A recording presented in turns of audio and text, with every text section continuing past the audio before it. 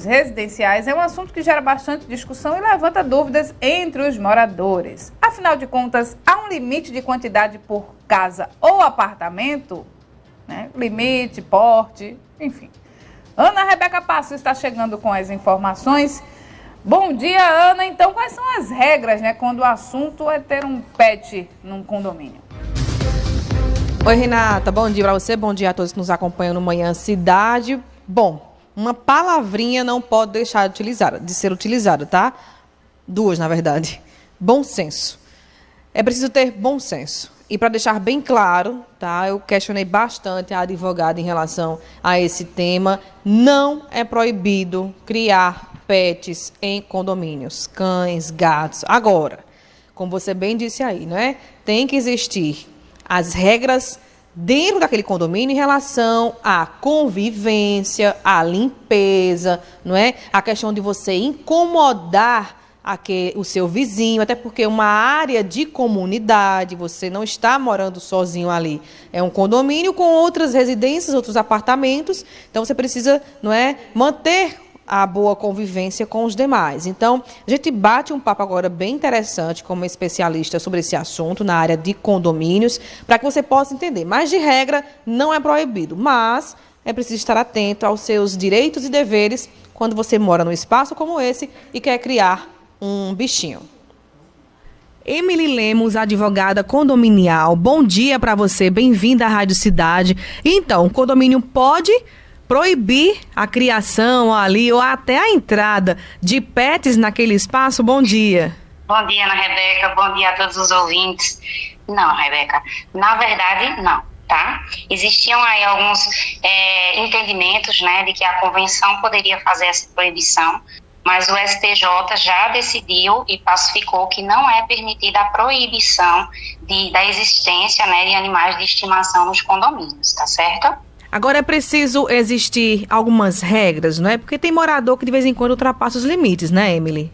Sim, então, apesar de não ser proibido, tá certo, a criação desses animais, mas o condomínio precisa ter regras bem estabelecidas em suas convenções e em seus regimentos. Porque como é uma vida em comunidade, então você pode sim ter o seu bichinho, tá? Mas em momento algum você pode ferir aí os 3 S's, que a gente chama, que são os principais princípios aí da comunidade, que é saúde, sossego e segurança, em detrimento dos demais moradores. Esses 3 S sempre devem ser respeitados, para que a gente não venha aí a ter conflitos, entre os moradores e a harmonia possa realmente existir na comunidade. E é preciso que os moradores sigam as regras dessa convenção e desse regimento.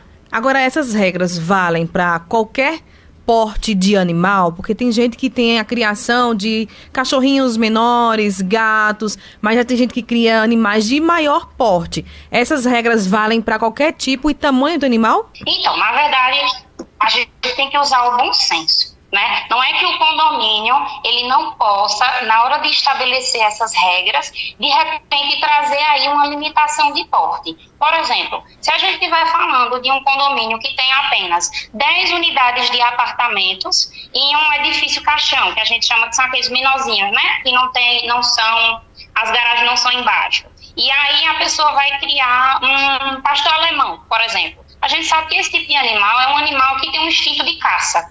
Então, a probabilidade de qualquer ruído fazer com que ele tenha um latido mais intenso e venha a incomodar os vizinhos, então isso pode trazer aí algum desconforto.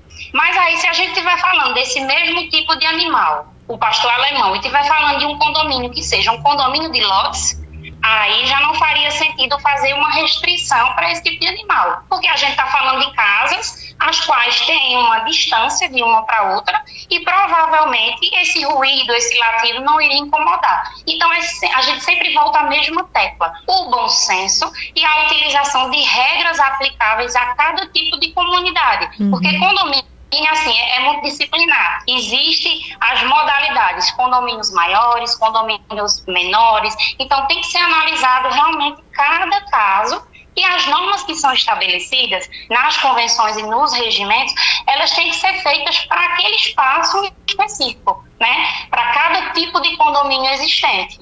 Em quais situações o condomínio pode, por exemplo, penalizar aquele morador, não é? Ou chamar a atenção, mas assim também, como o condomínio tem seus direitos, tem seus deveres, né? E assim cabe também para o morador. Em que situação esse morador pode chegar para o condomínio e dizer, olha, eu estou sendo incomodado, lesado, eu sei dos meus deveres, eu sei dos meus direitos, mas também sei dos meus deveres, né? Então, em que situação um pode cobrar do outro? Veja, se o bichinho de estimação dele, tá certo, não traz nenhum dano à comunidade, vamos dizer assim, não faz ruídos em excesso, se tudo o que ele faz, por exemplo, na hora do uso das áreas comuns, ele cumpre direitinho ali as regras de transitar nas áreas comuns com a coleira do seu bichinho ou com o guia, sempre faz a limpeza dos resíduos deixados pelo animal dele, então não faz sentido que as pessoas, né, os demais moradores, venham se sentir incomodados se ele está cumprindo todas as regras. Quais são os deveres do condômino tutor, né, do animal?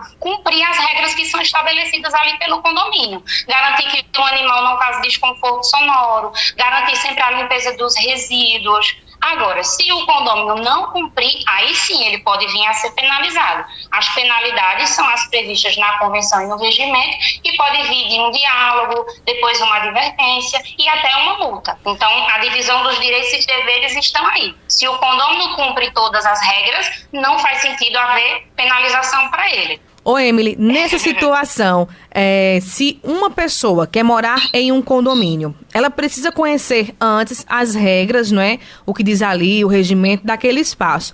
Mas digamos que aquele condomínio não permita a criação de um pet, mas eu quero morar lá e eu tenho um pet. Eu posso entrar com uma ação na justiça para que libere a entrada do meu animal ou...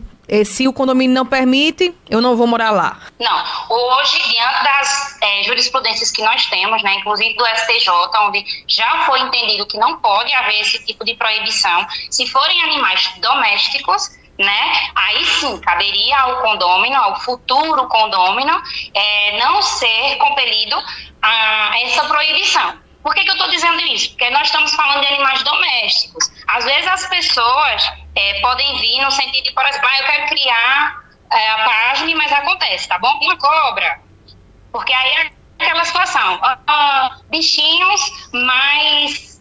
que não são tão nocivos, né? Aí nessas situações, de fato, caberia a limitação. Porque feriria saúde, sossego e segurança. Mas se forem pets domésticos, aí não caberia realmente essa questão da limitação e poderia sim entrar na justiça e conseguir aí de repente uma liminar ou uma decisão definitiva posteriormente para que o condomínio liberasse essa entrada, limitação, né? Aí, suprisse, né? Isso, essa limitação para que você pudesse ter, sim, o seu bichinho dentro do condomínio. Muito bem. Emily Lemos, advogada condominial. Muito obrigada, viu, pelas orientações e tenha um bom dia. Por nada, bom dia. Até mais.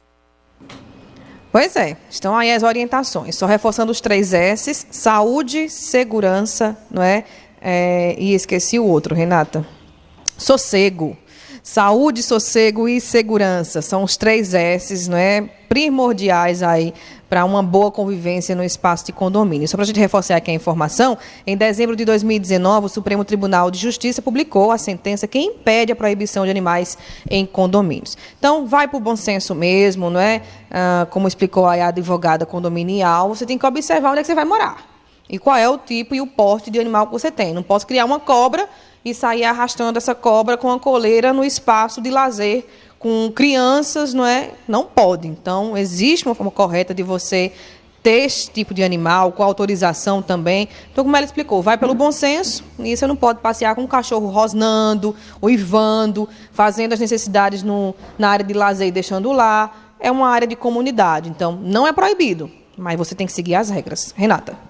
Ana, o problema é que o bom senso não vem do animal, né? Tem que vir do dono. E os donos, muitas vezes, eu tenho observado, voltei a treinar e estou treinando bem cedinho, assim. Quando eu saio, assim, o que tem de cocô de cachorro nas calçadas é tanto. Eu não sei como é que... Se tem o cachorro em situação de rua, né? Beleza. Mas isso é o pessoal passeando com os animais, sabe?